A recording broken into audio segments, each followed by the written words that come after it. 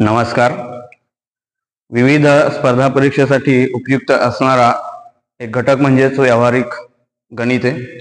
यात आपण शेकडेवारी, सरळ व्याज, चक्रवाढ व्याज, नफा तोटा, सूट, कमिशन या घटकांविषयी बेसिक माहिती जाणून घेणार आहोत. विद्यार्थी मित्रांनो, जेवढ्याही स्पर्धा परीक्षा आहेत ह्या सर्व प्रकारच्या स्पर्धा परीक्षांसाठी हा अत्यंत उपयुक्त असा घटक आहे. या घटकाबद्दल आपण बेसिक माहिती जाणून घेणार आहोत. सर्वप्रथम आपण शेकडेवारी म्हणजे काय ते थोडक्यात समजून घेणार आहोत. शेकडेवारी किंवा त्याला आपण इंग्लिशमध्ये पर्सेंटेज असं म्हणतो, किंवा ही जी शेकडेवारी आहेत किंवा पर्सेंटेज आहेत ते आपण या चिन्हाने आपण ते चिन्हांकित करत असतो. विद्यार्थी मित्रांनो, अगदीच बेसिक माहिती आपण याच्यात घेणार आहोत की जेणेकरून कमी ह्याच्यात तुम्हाला जास्तीत जास्त फायदा होईल. चला बघूया आपण पहिला प्रश्न. 25%. 25% याचा अर्थ असा आहे किंवा ही जी काही शेकडेवारी आहेत ह्या शेकडेवारीची तुलना ही 100शी केलेली असते, म्हणजेच त्याला आपण शतमान असेही म्हणत असतो.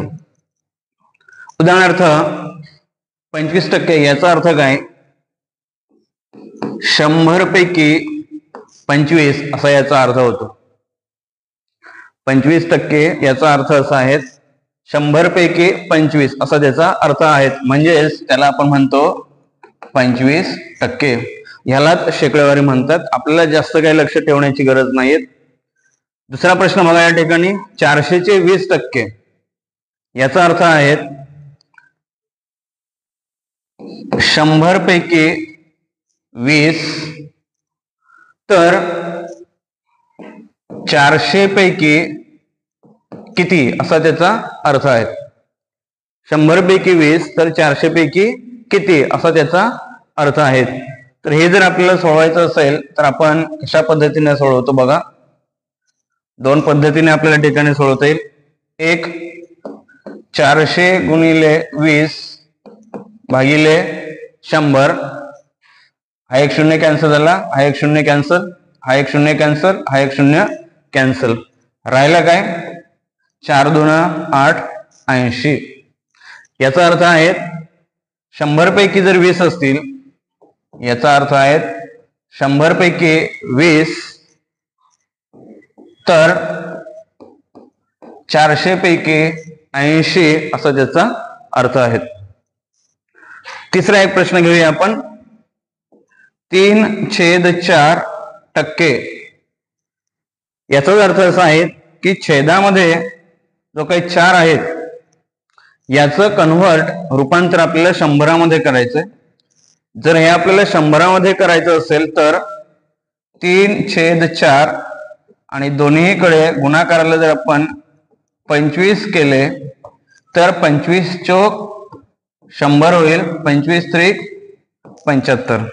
म्हणजेच 3/4% याचा अर्थ आहे 75/100 म्हणजेच 75%. अशा प्रकारे आपल्याला जी शेकडेवारी असते ती शेकडेवारी ही प्रत्येक वेळेस 100शी तिचा तुलना केलेला असतो किंवा तुलना केला जातो. तर हे आपण लक्षात ठेवायचंय. अगदी छोट्या छोट्या कन्सेप्ट आहेत, बेसिक कन्सेप्ट आहेत की जे आपल्याला शेकडेवारी, त्याच्यानंतर सरळ व्याज, चक्रवाढ व्याज, त्याच्यानंतर नफा तोटा, सूट, कमिशन किंवा त्याला आपण दलाली, अडत, ह्या जे काही रिबेट, ह्या जे काही छोट्या छोट्या कन्सेप्ट आहेत त्याला ह्याचा उपयोग होणार आहे.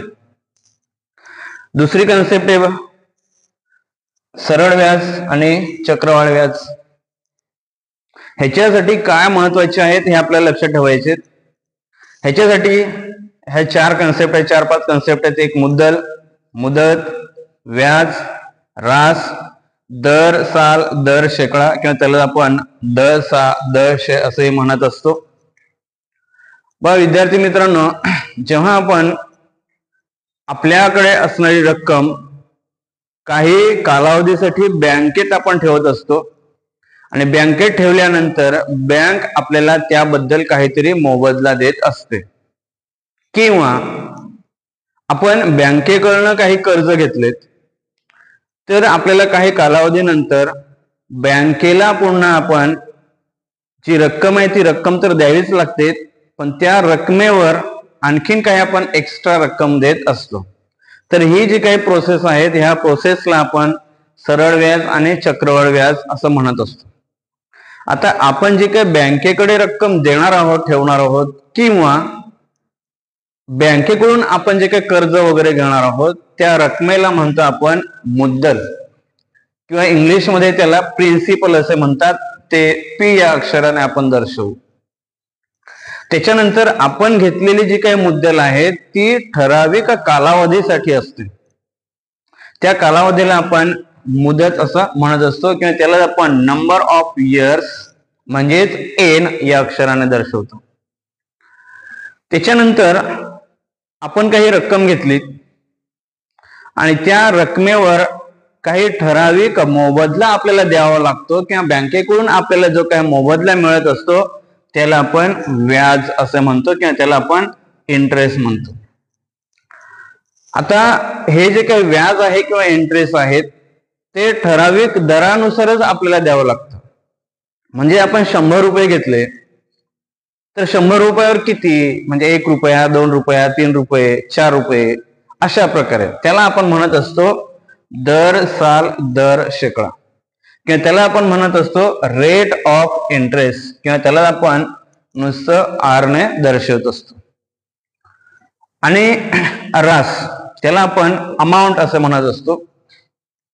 समजा आपण बँकेकडनं कर्ज घेतले तर घेतलेल्या कर्जाला म्हणायचं आपण मुद्दल, त्या मुद्दलीवर आपण व्याज देत असतो इंटरेस्ट, आणि मग मुद्दल म्हणजेच पी अधिक इंटरेस्ट या दोघांना एकत्रितपणे आपण रास किंवा अमाऊंट असे म्हणत असतो. तर सरळ व्याज, चक्रवाढ व्याज किंवा सूट, कमिशन, रिबेट, दलाली ह्या ज्या काही गोष्टी आहेत तर ह्या ठिकाणी आपल्याला ह्या कन्सेप्टचा उपयोग होणार आहेत. आता हे जे काही व्याज असतं हे व्याज 2 प्रकारचे असतं, एक सरळ व्याज आणि दुसरं चक्रवाढ व्याज. सरळ व्याज जर काढायचं असेल तर सरळ व्याज काढण्यासाठी आपण त्याला आपण सिंपल इंटरेस्ट असं म्हणतो. म्हणजे simple interest is equal to बरोबर मुद्दल गुणिले व्याजाचा दर गुणिले कालावधी म्हणजेच नंबर ऑफ इयर्स भागिले 100. या सूत्राच्या सहाय्याने आपण एखाद्या मुद्दलीवर व्याज काढत असतो.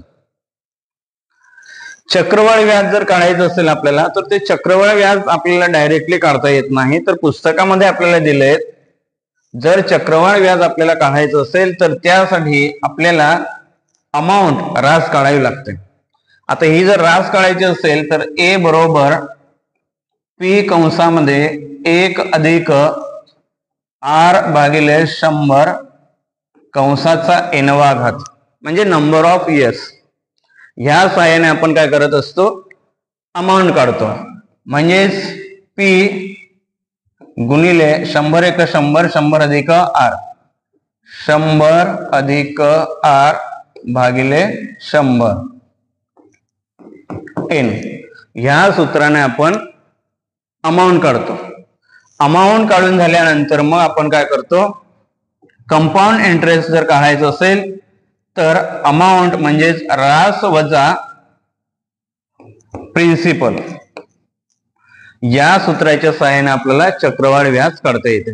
म्हणजेच डायरेक्टली आपल्याला चक्रवाढ व्याज काढता येत नाही. आता सरळ व्याज आणि चक्रवाढ व्याज या दोघांमधील फरक काय असेल तर समजा आपण काही मुद्दल घेतली, समजा आपण कल्पना करूयात 1000 मुद्दल घेतली आणि 1000 वर जर आपल्याला सरळ व्याज 2-3 वर्षासाठी काढायचं असेल तर जी मुद्दल असते त्या मुद्दलीवर आपण व्याज तर भरत असतो, पण त्या व्याजावर आपल्याला व्याज भरायचं नसतं. उदाहरणार्थ आपण 1000 रुपये घेतले 2 वर्षासाठी, तर ह्याचा नंबर ऑफ रेट असेल, नंबर ऑफ रेट म्हणजेच आर बरोबर समजा आपण घेऊया 10%, विचार करूया आपण. तर या ठिकाणी काय होणार आहे, पहिल्या वर्षी 1000 रुपयेवर 10%, म्हणजेच काय असणार आहेत, 1000 वर जर 10% काढायचे असतील तर 1000 चे 10% म्हणजेच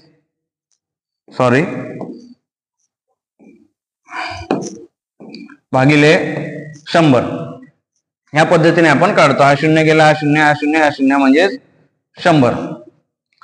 म्हणजेच पहिल्या वर्षी आपल्याला 100 रुपये भरावे लागतील फर्स्ट इयर, आणि सेकंड इयर सुद्धा आपल्याला तेवढे 100 रुपये भरावे लागतील.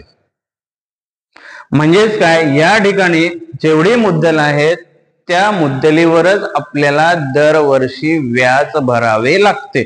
त्याला म्हणतो आपण सरळ व्याज. चक्रवाढ व्याज मध्ये काय असतं, जे पहिलं वर्ष आहेत त्या पहिल्या वर्षावर आपण 100 रुपये व्याज भरतो. तर दुसऱ्या वर्षासाठी काय असतं, जी काय मुद्दल आहेत 1000 रुपये त्याच्यावर प्लस पहिल्या वर्षाची काय जी 100 रुपये व्याज आहेत, या दोघांवर पुन्हा एकत्रितपणे व्याज भरावं लागतं. म्हणजे थोडक्यात चक्रवाढ व्याज मध्ये प्रत्येक वर्षी व्याजावर व्याज आपल्याला भरावे लागते. त्याला म्हणतो आपण चक्रवाढ व्याज. हे फक्त एक बेसिक आहेत. आणखीन आपण ह्याच्यावर काही एक्झाम्पल्स आहेत, ते एक्झाम्पल घेतल्यानंतर आपल्या लक्षात येईल. बघा इथं सरळ व्याज एक प्रश्न घेऊ, म्हणजे आपल्याला चांगलं ते लक्षात येईल.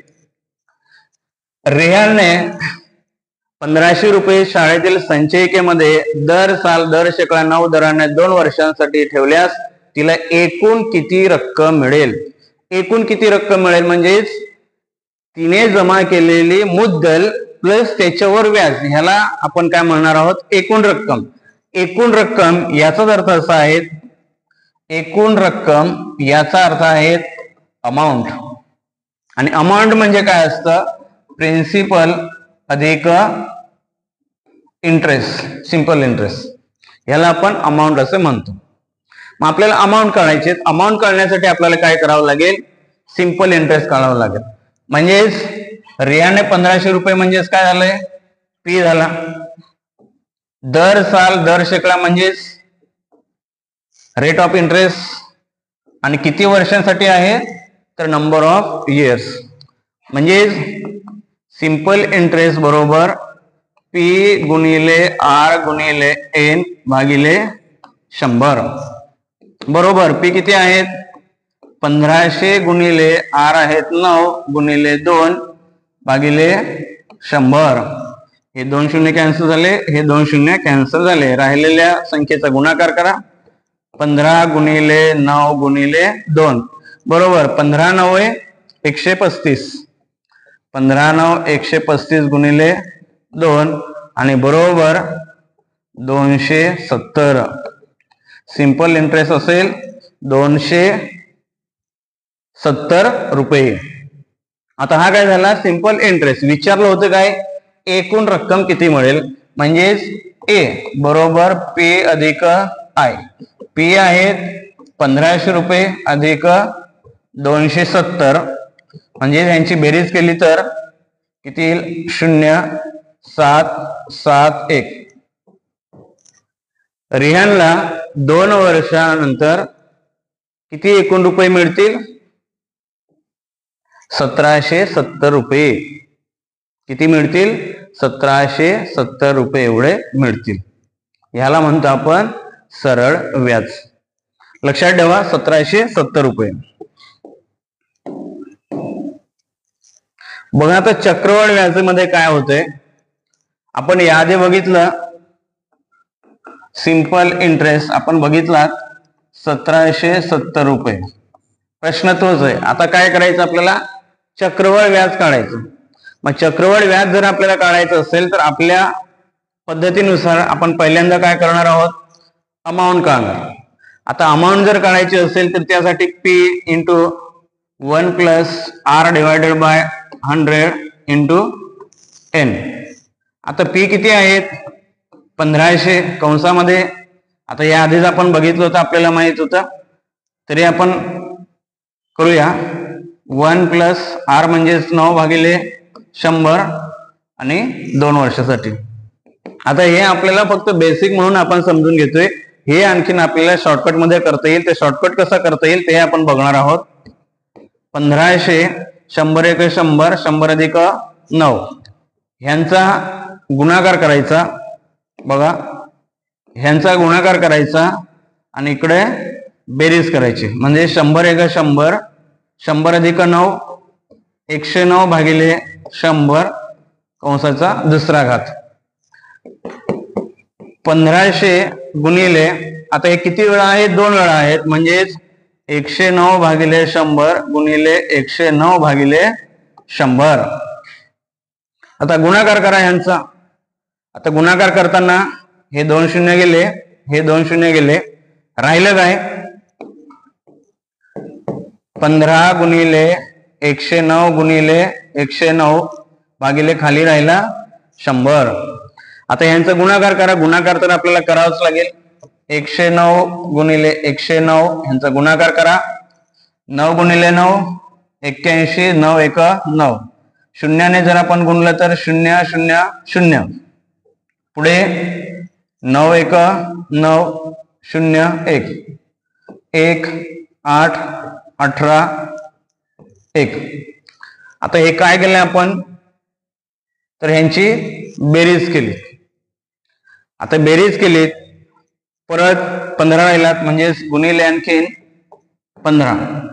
15 एक 15 हातचाला 1 15 8 135 135 आणि 1 36 म्हणजे 6 13 हातचाला 15 8 135. चुकते 1 मिनिट 1 मिनिट काय काही नाही. जरा गुणाकार चुकला तरी बघूया आपण आणखीन एकदा. 15 15 एक 15 हातचाला 1 15 8 120 15 8 120 20 आणि हा 121 म्हणजे 1 इथे आणि 12 हातचाला.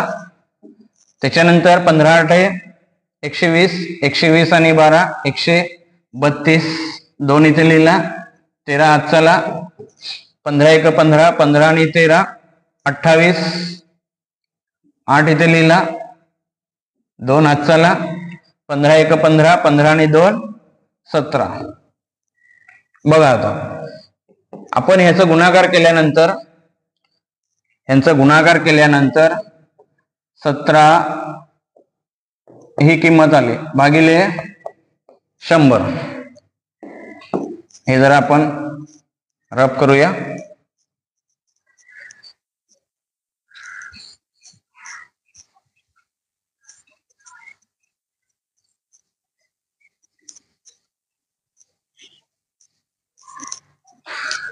आता काय करायचंय? 17 82 15 भागिले जर 100 केलं तर या ठिकाणी पॉइंट येईल.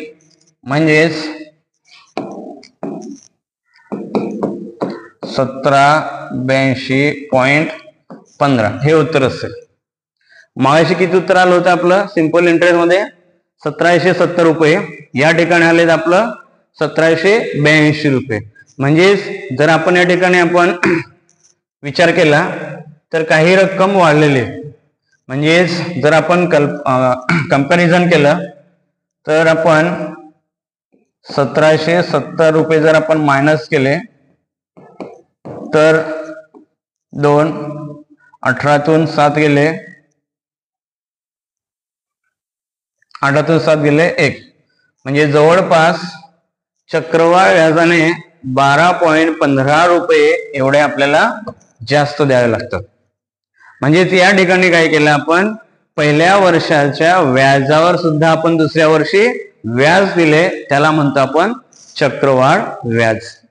आता परीक्षेमध्ये हे सगळं आपल्याला नाही करायचं. ह्याच्यापेक्षा आपल्याला काही शॉर्टकट आहे ते शॉर्टकट आपल्याला ठिकाणी करायची. ते शॉर्टकट मी तुम्हाला सांगणार आहे. आता ही जी एकूण रक्कम आहेत ही नवीन असणार आहेत. म्हणजे रिहानने 1500 रुपये शाळेतील संचयिकेमध्ये जमा केलेत तर ही जुनी रक्कम झाली. आता काहीतरी नवीन रक्कम मिळणार आहेत. म्हणजे जी नवीन रक्कम मिळणार आहे तिलाच आपण म्हणतो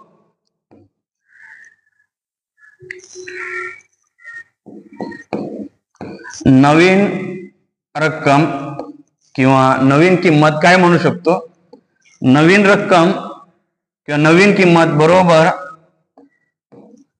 जुनी किंमत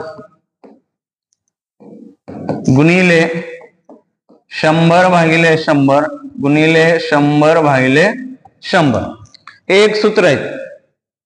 आता नवीन रक्कम म्हणजेच काय असतंय, अमाऊंट असते, एकूण रक्कम अमाऊंट किंवा त्याला आपण रास म्हणतो. आणि रास म्हणजेच काय असते, मुद्दल अधिक व्याज, ह्या दोन्ही गोष्टी नवीन रक्कम असते. जुनी रक्कम म्हणजेच मुद्दल.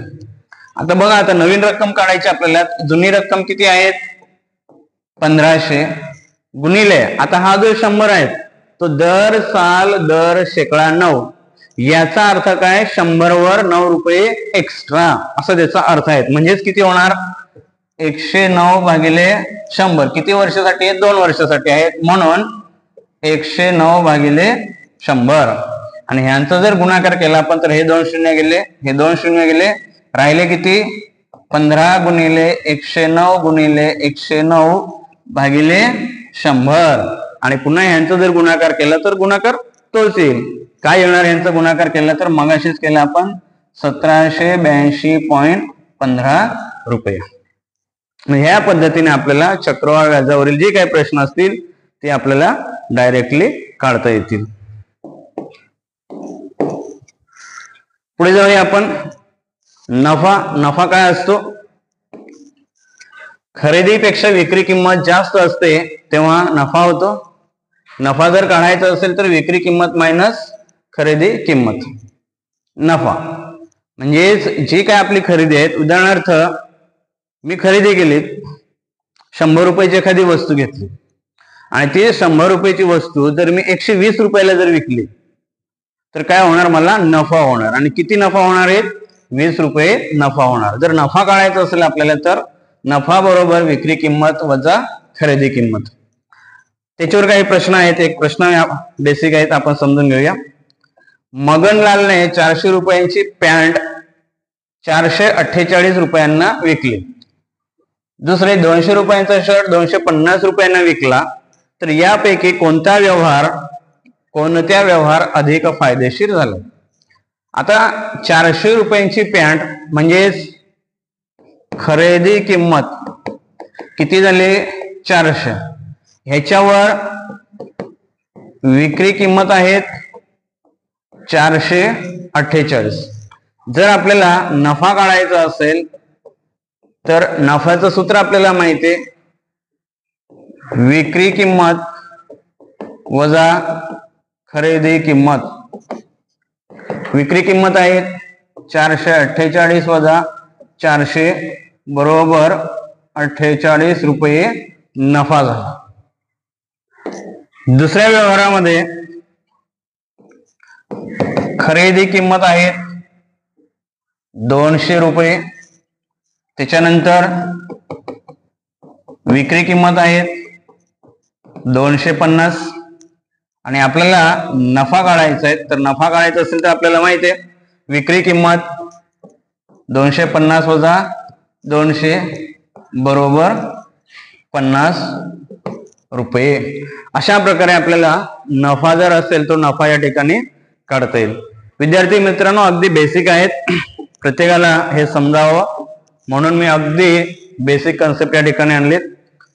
तोटा, खरेदीपेक्षा विक्री किंमत अधिक असते तेव्हा तोटा होत असतो. खरेदी किंमत वजा विक्री किंमत. समजा मी 100 रुपयाची एक वस्तू घेतली. बघा, मी 100 रुपयाची एक वस्तू घेतली म्हणजे ही काय झाली, खरेदी किंमत. ही झाली खरेदी किंमत. आणि ही वस्तू मी 80 रुपयाला विकली तर ह्याला म्हणायचं आपण विक्री किंमत. खरेदीपेक्षा विक्री किंमत कमी असते तेव्हा तोटा होत असतो. म्हणजेच काय, तोटा जर काढायचा असेल तर आपल्याला खरेदी किंमत 100 रुपये वजा विक्री किंमत 80 म्हणजेच 20 रुपये आपल्याला या ठिकाणी तोटा झालाय. तर अशा प्रकारे आपल्याला ह्या संकल्पना समजून घेता येतील. त्याच्यानंतर शेकडा नफा किंवा शेकडा तोटा जर काढायचा असेल तर हा खरेदी किमतीशी त्यांची तुलना केली जाते. शेकडा नफा किंवा तोटा जर काढायचा असेल तर नफा किंवा तोटा भागिले खरेदी किंमत गुणिले 100. म्हणजेच नफा किंवा तोटा भागिले खरेदी किंमत गुणिले 100 या सूत्राच्या साहाय्याने आपल्याला शेकडा नफा किंवा तोटा काढता येईल. आणि हा जो काही शेकडा नफा किंवा जो काही तोटा काढायचा आपल्याला तो नेहमीच खरेदीच्या किमतीशी त्या तुलना केला जातो. त्यामुळे अलवेद आपण लक्षात ठेवायचे, आपल्याला खरेदी किंमत या ठिकाणी लक्षात ठेवायची. तर याच्यावर अनेक एक्झाम्पल्स आपण घेणार आहोत. हे फक्त एक बेसिक म्हणून या ठिकाणी घेतले. बघा इथे काय उदाहरणं घेऊयात आपण. छापील किंमत 1700 रुपये, विक्री किंमत 1540. तर सूट किती म्हणजे डिस्काउंट. जर आपल्याला सूट जर काढायची असेल तर काय करणार आपण, छापील किमतीवर सूट काढलं जातं. आता छापील किंमत किती आहेत 1700 रुपये वजा विक्री किंमत किती आहेत 1540 रुपये. 1700 वजा 1540 करा. 1700 वजा 1540, शून्यातून शून्य गेला 0. इथं 6 उसना घेतला आपण, हा 10 झाला. 10तून 4 गेले 6, 6तून 5 गेले 1 आणि 0. म्हणजेच 160 रुपये आपल्याला सूट मिळणार. त्याच्यानंतर जर छापील किंमत 990 रुपये असेल, सूट शेकडा 10, तर विक्री किंमत काढा. आता आपल्याला छापील किंमत दिलेली आहे. छापील किंमत बरोबर 990 रुपये. विक्री किंमत आपल्याला विचारलं आहे नाहीत. आणि सूट शेकडा आपल्याला दिला आहे 10%. 10%. तर आपल्याला छापील किमतीवर सूट किती आहे तर 10, म्हणजे तो आधी आपल्याला काढावा लागेल. म्हणजेच सूत्राच्या साहाय्याने आपण काढू. सूट शेकडा बरोबर सूट किती असणार आहेत भागिले छापील किंमत. आता सूट आहे 10%, शेकडा सूट 10%, सूट 1 समजू आणि छापील किंमत आहे 990. बघा आता जर आपल्याला x काढायचा असेल तर काय होईल. आता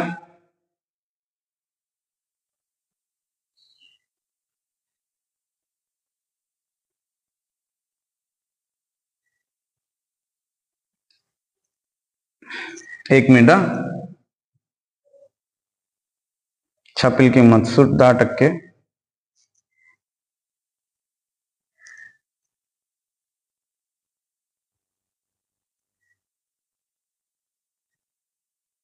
एक मिनिट.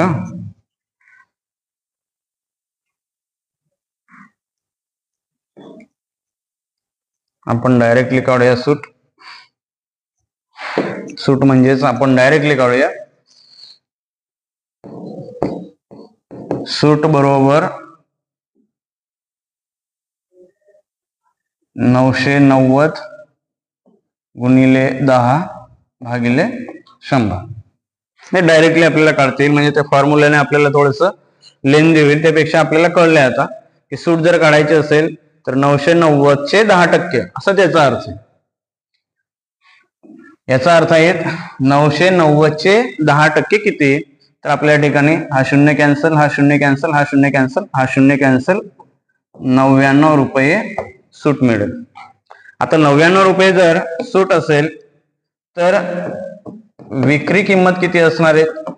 विक्री किंमत जर काढायची असेल तर आपल्याला काढता येईल या ठिकाणी छापील किंमत वजा सूट, छापील किंमत आहे 990 मायनस 99, यांची वजाबाकी करा. 990 वजा 99, हा झाला 8, हा झाला 10, 10तून 9 गेले 1, हा झाला 8, हा झाला 18, 18तून 9 गेले 9 आणि ह्या 8चा 8, म्हणजेच 891 रुपये ही झाली विक्री किंमत. अशा प्रकारे आपल्याला या ठिकाणी काढता येईल. हे सगळं विद्यार्थी मित्रांनो बेसिक आहेत. ह्याच्यावर आणखीन आपल्याला ऍडव्हान्स मध्ये काही प्रश्न बघायचे. सूट, कमिशन, दलाली, अडत किंवा रिबेट. आता समजा आपण दुकानात गेलो आणि एखादं 400 रुपयाचं जर समजा आपल्याला कपडे घ्यायचे असतील तर त्याच्यावर आपल्याला म्हटलं जातं की 10% डिस्काउंट. ते डिस्काउंट म्हणजे सूट.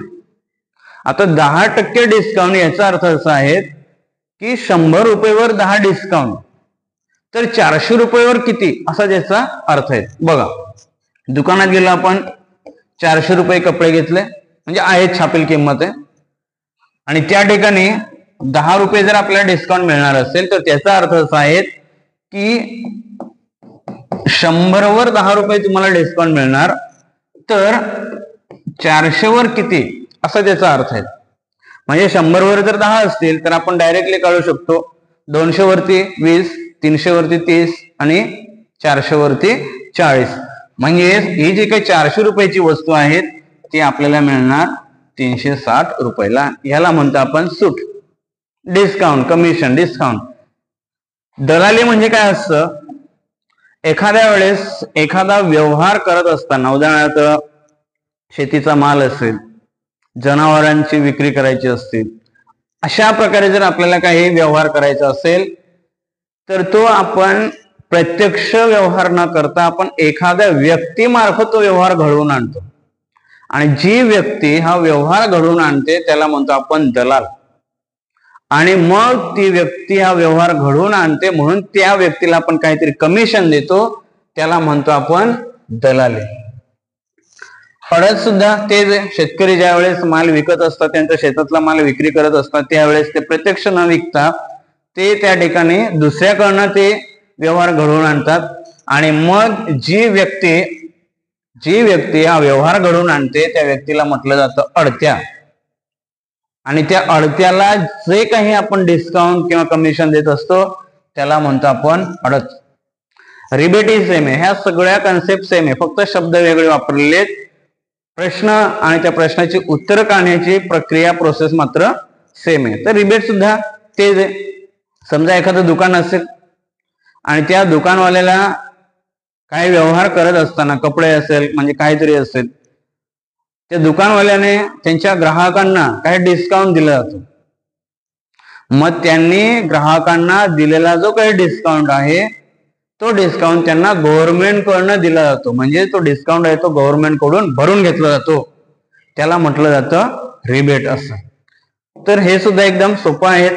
बघा इथे, रफिकने शेकडा 4 दलाली देऊन दलालामार्फत 15,000 रुपयांची फुले विकली तर दलाली काढा. दलाली म्हणजेच काय, तर ज्या व्यक्तीने फुले विकण्याचं काम केलं आहे त्या व्यक्तीला आपण जे डिस्काउंट देणार आहोत त्याला म्हणायचं दलाली. तर ही दलाली किती, मग रफिकला मिळणारी रक्कम किती. म्हणजेच काय केलंय, त्याने 15,000 रुपयांची हा जो काही दलाल आहे या दलालाने ते विकले, आणि मग या 15,000 रुपयावर 4% प्रमाणे त्याला काय करावं लागणार आहे, डिस्काउंट द्यावं लागणार आहे. त्याला आपण म्हणतो दलाली. आणि मग ही दलाली जर आपण ह्याच्यातनं मायनस केली तर रफिकला त्या ठिकाणी रक्कम मिळणार. आता सर्वप्रथम आपण दलाली काढूयात.